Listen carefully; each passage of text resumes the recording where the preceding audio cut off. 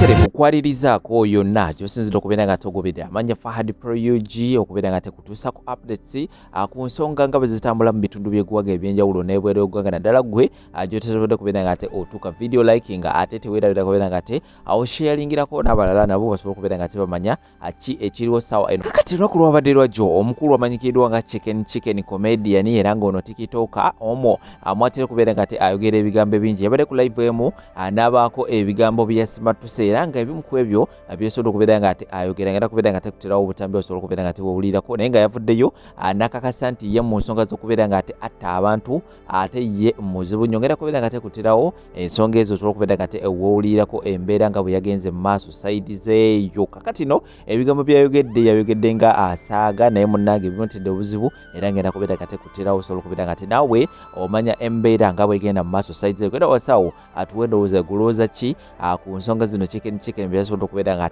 ayogera mu kamwa ke wa abyogera okubeera nga owulira mu katambi awo era nga ewatali kumala budde kamere nga mbaterawo obutambi obwo musobola okubeera nga mwawulirako embeera nga bwe yabadde. Tulina Sheikh Ashraf musomi wa dduwa enamba z'essimu ziyitawo wansi ku zitika zimunoonyeeko ajja kubeera nga atakulombera edduwa era bulamu bujja kubeera nga bukutereera gwalinamu embeera etatambula bulungi munoonyeeko buli kimu kijja kubeera nga tekitambula bulungi maidde sana sayidi endala Habib pickup bonna bafune ku namba z'essimu ziyitawo wansi ku stickers buli kimu kibeere nga tekitambula bulungi nnyo maidadi sana kabatesonga zino akomawo namodi amala mangi otava okumanya nga ndi muzibu wakituuka ku ssente nsobola n'okukwata ensingo n'engikwata n'engiyuzaamu bibiri bw'obanga wooli waliwo ssente.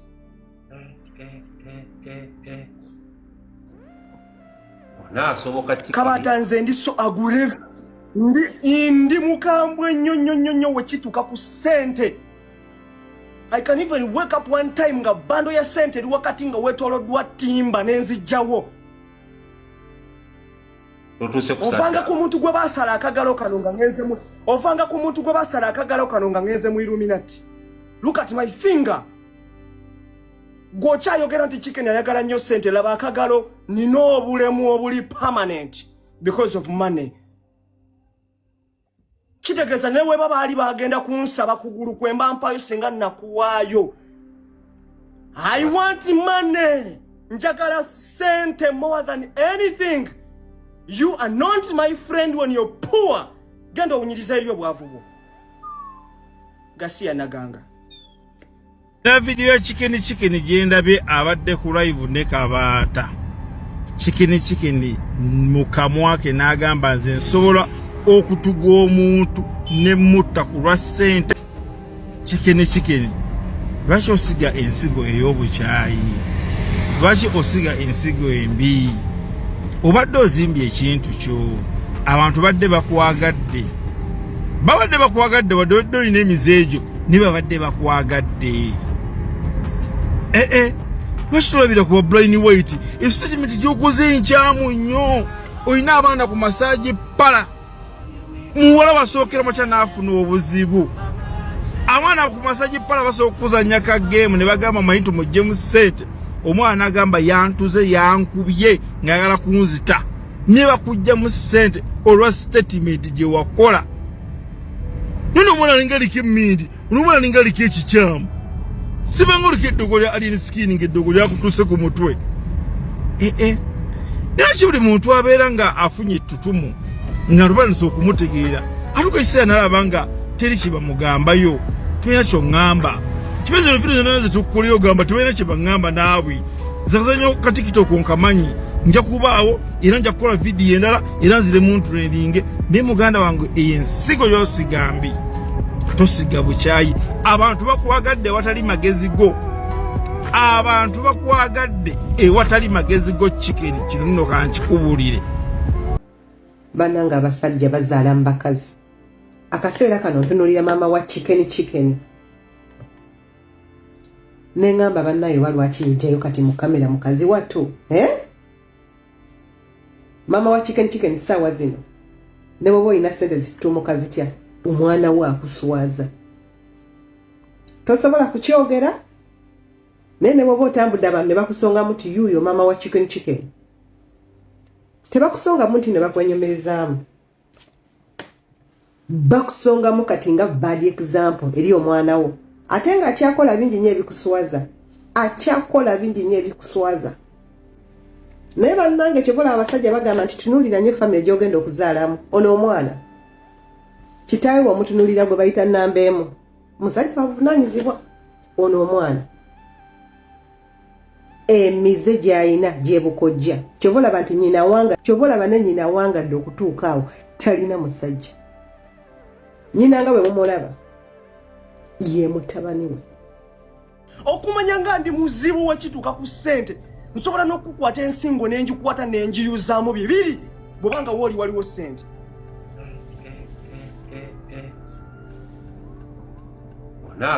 Kabata nze ndi so aggressive. Ndi mukambwe nnyo wekituuka ku ssente. I can even wake up one time nga bando ya ssente eri wakati nga weetooloddwa timba n'enzijjawo. Ovanga ku muntu gwe basala akagalo kano nga ngenze mu ovanga ku muntu gwe basala akagalo kano nga ngenze mu Illuminati. Look at my finger.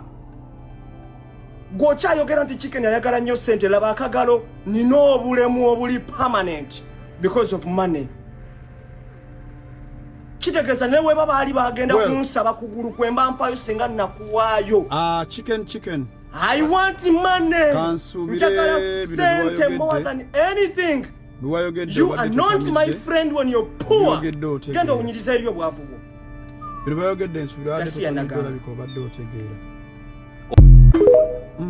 Oba ku bintu bire either abadde otamidde oba either I'm not even going to say anything. So osobola okukola ekintu kyonna when it comes to money. Bo statement yo gyokoze nene nnyo by the way, osobola okukola ekintu kyonna when it comes to money. Okay, here's the thing. So oli very proud to come out n'otandika okubeera ku side endala ngeno side togitunuulidde.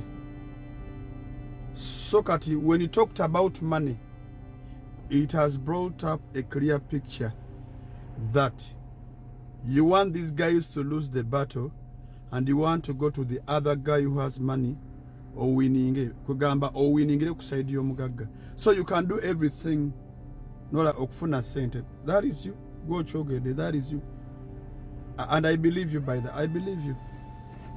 First of all, banabana mubayita abayindi muyina amanya ge mbayita abakyotala ndaba bategeeza abakyotala abazaalibwa mu Uganda babeera banna Uganda. Abakyotala abazaalibwa mu Uganda babeera banna Uganda. Ekyo temusobola kijjawo. Era abakyotala nabo beetaaga baweebwe rights zaabwe ng'abana Uganda. Kambayo example ku Saalimu Uhuru mukyotala naye abadde kansala. Abakyotala abazaalibwa ku ground ya Uganda mu malwaliro ge Uganda babeera banna Uganda. Nga naffe bwe tuzaalira abaana mu America ne tubazaalira babeera ba America. Chicken wakoze bubi. Okyali mwana muto. Ebigambo ebize bikuvaamu senga ogenda onoonya video zo zonna. Wagamba okomba kapama ako, it's alright.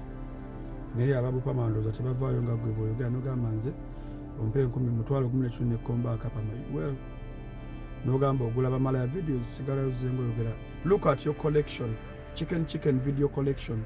Collection ya videos zo gye ziri. So money has made you look evil. So owa okola ekisoboka kyonna okulaba ng'ofuna sente. Well tukutegedde. So kati bana abaana bo tebagenda funa bwenkanya olw'okuba okoze ekisoboka kyonna kyonna olabe ng'ofuna sente. I believe you ojja kuzifuna. Nenga bana abaana kimaze okuvaayo ne kiraga nti abaana balina ensonga zaabwe entuufu. So your intentions sente era okyogeddeko. That means the reason you came forward mu nsonga eno because ojja kuzifuna. I believe you. Bango zengo zifuna. I believe you by the way. I believe you. Ensonga endala eri bweti wakola massage parlor. So you are a pimp and you are musazi wa bigambo, somebody who does whatever he does okulabanga ofuna sente. Ekyomukaaga n'ovaayo n'ogamba nti okomba obupama. Okay, I believe you Uncle Chicken. I believe you. I believe you. Exactly. Olaba ndowooza evil. So the bad versus the truth. So at the end of the story, Katonda akutadde woyina okujja. That evil came out of you. The evil part came out of you. Ebyo Katonda bw'ato bw'abikola. Ebintu byagaana byonna ebiri evil bize out of you go byogedde nti nze ku ssente bantema n'olugambo n'enkola luminati because you're doing evil. Boba senga obadde oli tetujja gendawo. So wakola massage parlor. And how do we know these young girls tobapangira abasajja ne babebakako in that massage parlor? Ate bana abaana to get those jobs bajja kuvayo nga bafuniddewo n'essiriimu. I'm telling you. When I look at your circle, wagambyo obera ku Serena na ku Sheraton. We know, I believe you, by the way. 1000% I believe you. Kubanga balina mu akasente batulabako. You know, I believe you, chicken. But this is what you're supposed to do. Get out of the camera. Ebimubirike. Sigala ku bibozi byo. Kola bintu nga obadde obitambuza, it's okay. Bakokola, that's fine, it's your body, it's your right. Genda bakola mpamabo, it's your right, it's your body. I'm not even blaming you. Now when it comes to these things, wandi bado bivamu. Bana abana baramesh bayino bulumi bwabwe. You're not part of the family, you're not a part of anybody. Just because you want money, your money mouth. So you think ogenda kujawo ebibaluma ku mutima. And how did you end up opening that massage parlor, sir? So you have a massage parlor. You told us you have 2 cars. And the massage parlor you're operating abana bawala, these are young girls. Abagena massage parlor basajja bakulu. We don't know how you managed to recruit those girls. I think it's a prostitutional sting which has to be investigated. Bakoyugana makiteka tegakola ki? Tegakola. So abana babandi bwaleeta abawala bakola massage pala banyige wabajja no balaganga balungi no basimba. I don't know how you promise them, and I don't know whether they are working for salary or what they are working for after the job is well done. Bato tubalabanga bakune bawala bato, they have their parents babayina mwesubi abamu. I don't know how you convinced them and ended up putting them in such a situation of business. The massage pola. That is a prostitutional business. I guarantee 1000%. First of all, when I look at your ways, you are a pimp, and you yourself now you can you are a slut as well. So no kugamba kino chicken. Sikulumbangako, but this has gone far. Nalivu doni nkolezako ku nsonga ezimu taken. Right now I'm coming out to realize who you are. Focus somewhere. Bintu emoli too much. Bintu embo bivemu money sente zigenda baleetera obuzibu. Sente zigenda kubaleetera ebizibu baanamu. This is you coming out to testify how evil you are. How evil you are because of money. And you think it's funny. Mama chicken. Mwana omulabe byakoze. Mama chicken mwana omulabe. Kitegeeza naawe asobola okukola ekintu. He can do anything for money. Mama chicken, be careful. He's your son. He can do anything. Ngachireta sente. That means bekuba kukusadaka, he can do so. Bekuba kukola chichamu, no abaganda bagambe he can do anything to get money. These are our kids. Chicken, go get a job and work. China amaanyi, go get a job and work. Kato ina massage pala, olina chino, olina chiri. Sigadde nze Phantom 256 nenga Ramesh ne baganda bo mufune ku bwenkanya abachota nabo banna Uganda omuyindi nga azaide Uganda abeera munna Uganda mujewe ebintu ebya ethnicity, religion, tribalism, race kala kwana ffe ku mahanga gye tuli si waffe bwe tunyigiriza tugenda ne tulopa ne tufuna obwenkanya ankonkoko kozi wagamba okola ki akapa mu kakombero ogumu ekitundu osobola okukola ekisoboka kyonna n'ofuna sente. Wow, what a bad habit. Sawa zino Kalimuhirigi tasobya mukama wange Kalimuhirigi taata yonna gy'oli kyemanyi eno video giraba tugenda kubona paka ku lutalo olusembayo kubanga kimanyi gwe tosobola kweyogerera because you're a rich man toyina budde obwa ebbanga lye liyiseeko kyogamba osobola okukebera omwana we n'alaga nti yakwatibwa. Chicken muganda wange lekeraawo okulwana entalo z'abagagga, lekeraawo okwefuula masinare. lekera okulowooza nti Hamu bw'aba n'ebizibu, Subiri bw'aba n'ebizibu, Karimu bw'aba n'ebizibu, gwagenda okuvaayo olwana entalo z'otalina ku mitwe n'amagulu. Lekera okuteeka omuwendo ku mutwe gwo nti gw'ogulwa. Wenna oli wakati w'omusango okalambidde osaba bukakafu. Mulimu emisango nga tejeetaga bukakafu wabula nga jeetaaga bujulizi. There are crimes, there are cases which don't need evidence, but they only need witnesses. The number of witnesses that come up play a role in implementing the case itself. Bwe baali baggula omusango ku Michael Jackson, bwe baali baggula omusango ku R. Kelly, bwe baali baggula omusango ku P. Diddy, baafa nnyo ku ba witness okusinga ne evidence. Tolwana ntalo z'otamanyi ku mitwe n'amagulu. Leka kuteeka wasiwasi mu bulamu. Buli embeera yavaawo mpitewo ng'onoonya ssente. Abantu bagenda kuleka oyitewo otuuke mu koona nga tokyasobola kuliweta, okyali mwana muto. Myaka 5 ogenda kuba tokyasobola kwogera ku media, abantu ne bakukkiririzaamu nga basobola okuwuliriza naye nga tebakukkiririzaamu kuba byanjawulo. Mwe mutunuulira nnyo audience, mutunuulira nnyo following, naye nga by'oyogedde bba abantu bakukkiririzaamu. When you speak, do you at any one point hold water in your speech? Oba bakulabanga ddebe nti owoggana bwogganyi. You don't lose your credibility over short-term achievements. At the end of the day, it doesn't count. Tuyinza kuba twogera ne ku myaka 5 n'otasobola kutuukayo lwa ntalo zino z'oweetaddemu. Ebirala byonna byonna obikola naye abagagga obalekaga ne balwana entalo zaabwe. Mulimu entalo nga it's either court that is going to judge or create a case, oba si kyo the accused atuule n'abo abantu abamulumiriza basobole okukkaanya. Period. Kikeni va mu ntalo z'abagagga. Lekera okwefuula mercenary. Ekisinga obukulu toteeka muwendo ku mutwe gwo. Core values as a person, credibility, authenticity, byonna oba obiyiwa. Ethics ng'omuntu oba oziyiwa.